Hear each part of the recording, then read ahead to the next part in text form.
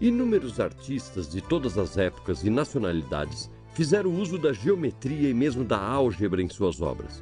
Em muitos casos, esse uso foi consciente. Eles sabiam que estavam empregando a matemática. Mas o que é que a matemática tem a ver com os quadros e esculturas que vemos nos livros, na internet, nos museus, nas galerias? É o que nós vamos ver aqui hoje em Matemática na Arte. Arte e matemática tem tudo a ver. Vamos encontrar relações da arte e da matemática nas obras dos grandes mestres como Leonardo da Vinci, Albrecht Dürer e em artistas contemporâneos como o nosso Antônio Petkov, um artista brasileiro que é apaixonado por matemática. Sem dúvida, com muito prazer. Claro. Vamos falar da relação da matemática na sua obra e na obra dos grandes mestres? Bigode, é difícil não falar, porque a matemática está em tudo, você sabe muito bem disso. E quando eu descobri a importância da matemática no olhar e nas coisas, na harmonia, isso para mim foi uma grande revelação e uma descoberta muito interessante. A gente vê aqui no seu ateliê a presença das formas geométricas com muita intensidade, as cores e, por exemplo, esse quadro aqui, ele me impressiona porque ele é interessante, né? É um quadrado mágico, aquele que existe em números, quando nenhum número repete uma coluna vertical ou horizontal e a soma de todas essas colunas ou linhas é o mesmo. Aqui se trata das cores, as 7 cores do espectro. E, além do mais, eu percebo um padrão, né? Quer dizer, nenhuma linha ou coluna tem uma cor repetida. Esse, no caso aqui, é a solução do cavalo, eu chamo, porque as cores elas se movem como a posição do cavalo no xadrez. No jogo do xadrez, exatamente. Em L. E aqui são as 7 cores, que a soma de cada linha dá sempre o branco, que é a fusão das 7 cores do espectro, né? O quadrado mágico de que fala Petkov é um quadro formado por números. Um quadrado é considerado mágico quando a soma de qualquer linha horizontal, vertical ou diagonal dá o mesmo resultado. Os quadrados mágicos eram apreciados tanto como amuletos quanto como quebra-cabeças, como se pode ver nessa gravura chinesa que data do ano 2800 a.C. Para entender melhor esse quadrado chinês, vamos transformá-lo. Os números vão de 1 a 9 e a constante mágica é 15. Um misterioso quadrado mágico foi usado pelo pintor alemão Albrecht Dürer na gravura Melancolia, de 1514. É um quadrado do tipo 4x4 e a constante mágica é 34. A geometria está presente nas obras dos grandes mestres de todos os tempos e todas as nacionalidades. E é sobre essa relação entre a arte e a geometria que nós vamos discutir aqui com a professora Simone. Você acha que esse casamento da geometria com as artes, né, da samba é um bom casamento? Acho que é um bom casamento, tem tudo a ver. Te vem à cabeça aí alguma escola artística, um pintor, uma obra de arte que se reconheça assim, elementos geométricos que se possa depois trabalhar em aula, claro? Luiz Sassilotto, ele trabalha bastante com as formas geométricas. Aquele artista plástico de Santo André. Isso. Trabalha com triângulos, com triângulos, quadrados. E dos antigos, o que te vem à cabeça? Olha, o Leonardo da Vinci, por exemplo. Leonardo da Vinci, ele é um dos pais de uma área da geometria que vem a partir das artes, né? Ele é um dos criadores da perspectiva. Da Vinci aplicou as leis geométricas às obras que produziu. Sua procura pelas proporções ideais também o levou a estabelecer um módulo comum de medidas e de dimensões precisas, aplicáveis em qualquer circunstância.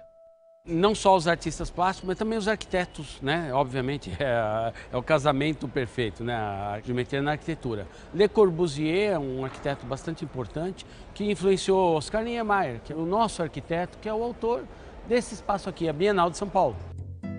A matemática das obras de Niemeyer pode ser apreciada no jogo de retas e curvas, nos imensos vãos livres, nas formas leves e nos contornos elegantes. Nelas, vemos o perfeito casamento da arquitetura com a arte.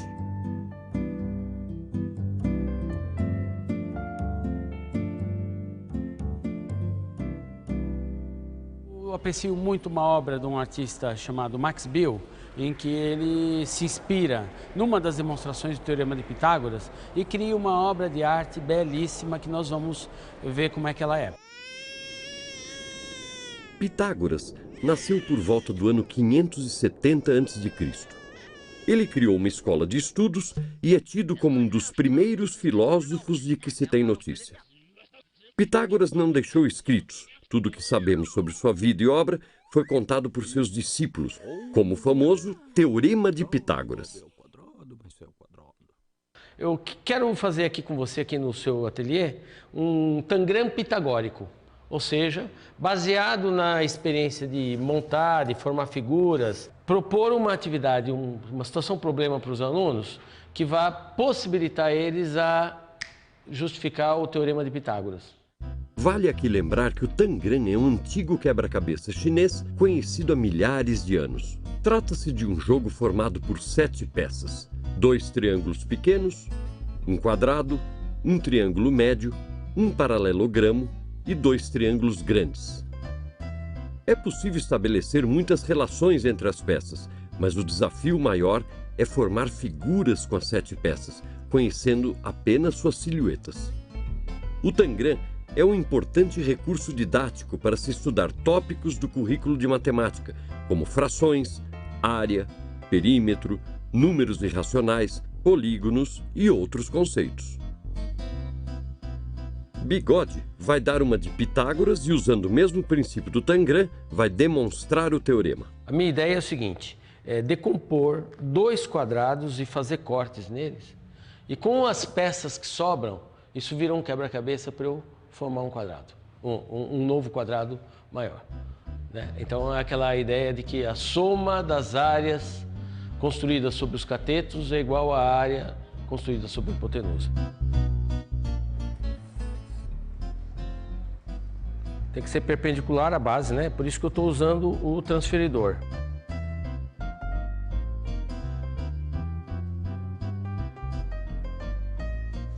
graus e 90 graus. Agora eu vou recortar.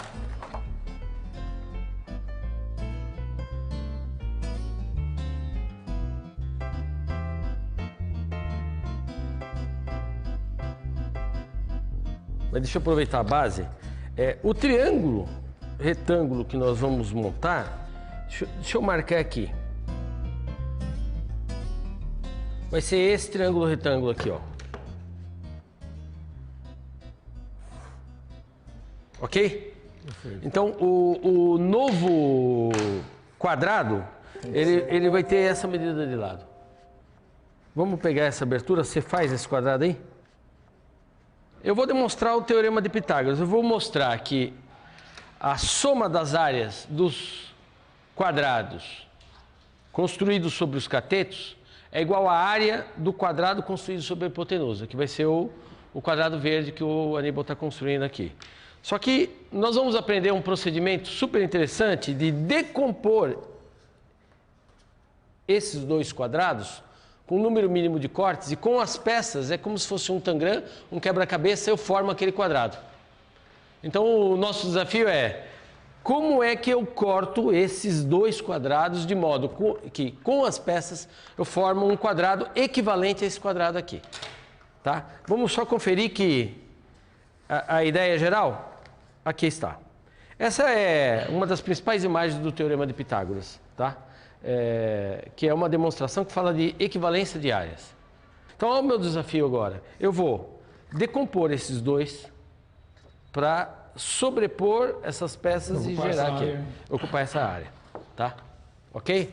Então, o truque aqui é o seguinte. Vamos fazer de conta que esse quadrado vermelho mede B, o lado, o quadrado amarelo mede C. Eu vou decompor ele e compor um quadrado de lado A, tá? Essa medida é B mais C. Certo. O truquezinho aqui é o seguinte, eu vou encontrar um ponto aqui nesse lado C, que é exatamente essa medida aqui, ó. Ok? Então dá uma olhada. O que é isso daqui? Isso daqui, esse é B, esse é B. Esse pedacinho aqui é C menos B. Certo. Tá? Então eu vou fazer um corte assim, ó. Vou traçar uma linha inclinada que vai deste novo ponto aqui até aquele vértice. Agora você me ajuda aqui que eu vou fazer um traço igual em direção àquele outro vértice. Feito? Pronto. Tá com a tesoura. Vai caber assim em cima. Então eu vou cortar as peças e você vai brincar de compor o quadrado. Eu vou tentar.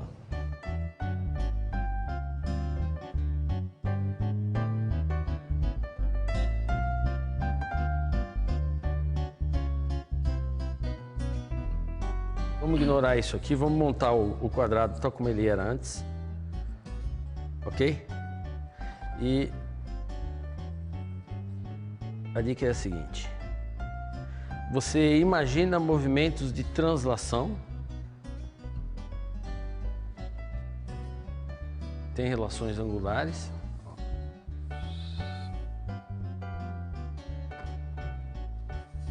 Opa! Exatamente. Aqui está. Então esse é o nosso tangram pitagórico.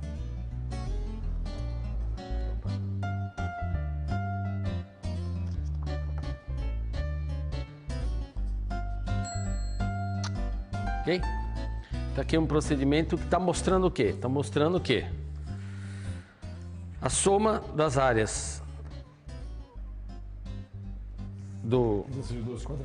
desses dois quadrados construídos sobre os catetos é igual ao quadrado da hipotenusa. E essa é uma boa dica de atividade para a sala de aula. Uma das tendências da educação matemática contemporânea é a interdisciplinaridade, a relação da matemática com as outras áreas do conhecimento. E, em especial, a arte, né? E os matemáticos são apaixonados por alguns artistas em especial, e muitos artistas também têm na matemática um ponto de apoio para suas obras, né? Você tem trabalhado com arte e matemática, né? Eu tenho alguns trabalhos relacionados a mosaicos, por exemplo, que têm inspirações no Escher e também em alguns mosaicos árabes que podem ser vistos em igrejas, em outros lugares. Sempre explorando o quê? Simetrias, construções com régua e compasso. Eu, ao mesmo tempo, relaciono com os alunos essa parte do fazer e aí o rigor da geometria euclidiana, olhando para aquelas construções com régua e compasso que já não são dadas mais isoladamente, e junto com essa nova forma de ver dentro da arte. Você citou o Escher, né? O Escher, você sabe que ele é o preferido por 99% dos matemáticos. Os professores, os educadores estão descobrindo o Escher e as possibilidades de trabalho do Escher na sala de aula. Aqui eu tenho algum trabalho dele. Ele mexe com construção régua e compasso, veja esse aqui, em que ele trabalha com... O plano, né, ele parte do hexágono para transformar esse hexágono então num lagarto, e aí ele sai o desenho do plano e transforma. Exatamente. E figura. Você vê a transformação que ele faz aqui no hexágono regular, de modo que esses lagartos se encaixam, eles completam o plano sem deixar lacunas, né? Um dos trabalhos dos alunos foi baseado justamente nisso, na verdade um pouco de cópia, e aí eles tinham que perceber a transformação do hexágono inicial para chegar nessa figura. Você falou de construções geométricas, me veio à cabeça a obra de um artista que eu aprecio muito, que é o Max Bill. Ele tem uma sequência de trabalhos, são 17 trabalhos, que ele chama de variações sobre o mesmo tema, em que é tudo baseado na construção de polígonos regulares, vai do triângulo até o octógono, talvez. É uma coisa bastante bonita. Em especial eu tenho aqui em casa, que é o pôster de uma exposição que ocorreu na Espanha, em que o trabalho ele expressa o Teorema de Pitágoras. É alguma coisa bastante bonita e é um tema matemático, né? É uma poesia matemática, eu diria. É esse aqui atrás de você? É esse colorido, né? Você percebe claramente que ele está sugerindo a terna pitagórica 3 ao quadrado mais 4 ao quadrado igual a 5 ao quadrado. No Brasil, quem trabalha tanto com as transformações isométricas como com a relação áurea é o Antônio Petkov. Você conhece as obras do Antônio Petkov? Conheço. Tá? Eu tenho aqui alguma coisa dele e em especial, como ele trabalha a relação áurea. Por exemplo, esse material aqui, você vê que a proporção dos quadros, ela é quase sempre a mesma, né? Ela tem quase o formato de um cartão de crédito. Ó, esse quadro aqui, chamado Dreams, ele está nas proporções 161,8 por 100 centímetros. Então ele tem exatamente a proporção áurea. E como se forma o retângulo áureo? Basta ter em mãos uma régua e um compasso. O primeiro passo é construir um quadrado A, B, C, D. Prolongamos a base do quadrado na direção CD. Com a ponta seca do compasso centrada no ponto médio F da base do quadrado, traçamos um arco de abertura igual à diagonal FB do retângulo obtido da metade do quadrado, até encontrar o prolongamento da base do quadrado no ponto G. Traçamos a perpendicular HG e pronto, eis aqui um retângulo áureo. Ó, você dá uma olhada aqui, todos eles têm essa proporção. Ele dá como se fosse uma régua de acetato, para a gente reconhecer as proporções. Você vê a estrutura desse quadro, que tem vários elementos, tá? Como é que as relações áureas estão aparecendo, tá? Você vê que esse gaveteiro aqui, daqui até aqui seria 1, daqui 618, tá? Aqui também. Vou te mostrar aqui o post de uma tela minha, de 93, chamada Primeira Impressão, The First Impression. Que é um quadro, primeiro que a tela, já o formato dela é um retângulo áureo, a largura é em proporção áurea com o comprimento. E todas as divisões internas são de acordo com a seção áurea.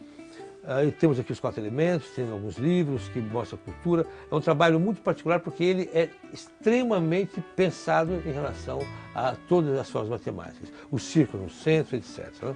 Jogos contemporâneos. Aqui os 4 elementos, eu coloquei aqui, meu filho tinha 3 anos quando eu fiz esse quadro, eu estou na casa cheia de brinquedo, pus um caminhãozinho de madeira que entrega terra, um helicóptero que voa no ar, um aquário vazio que tem água, e os 2 candelabros que tem o fogo, os 4 elementos. Né? E aqui na base aqui do candelabro você tem esses 2 rostos, que é coisa da ambiguidade. Temos 7 gavetas fechadas, que é o conhecimento inconsciente, né? E coisas ligadas ao nosso conhecimento do dia a dia.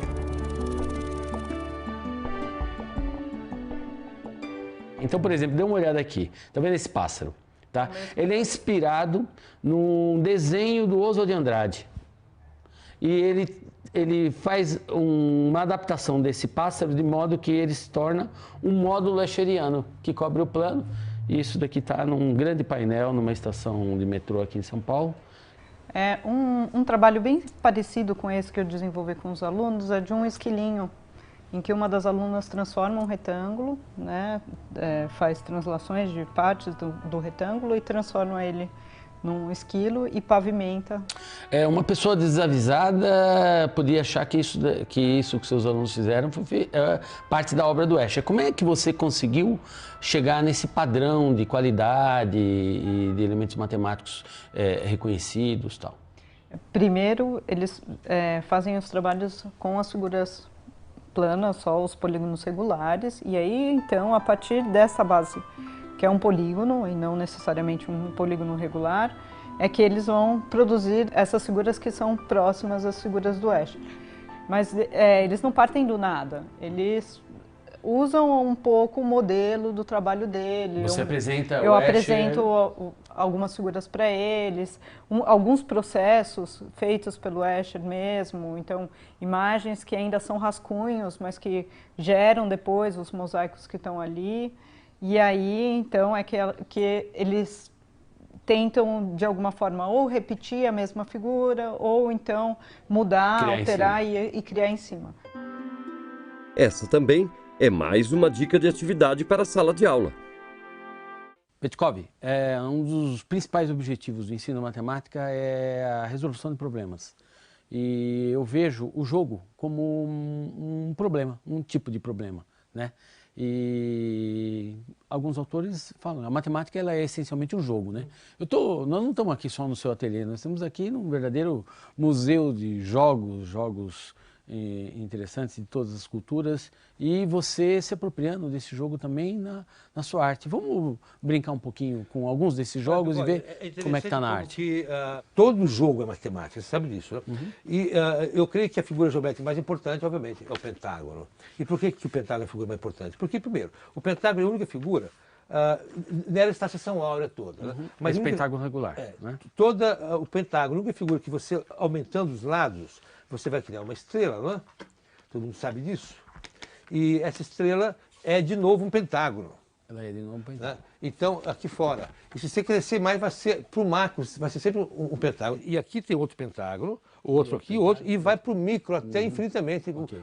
E outra coisa bacana do pentágono é que quando você faz essa progressão aqui dos lados e você levanta e fecha, é a única figura que sai do bidimensional e vai para o tri. Nós temos aqui uma pirâmide de base pentagonal.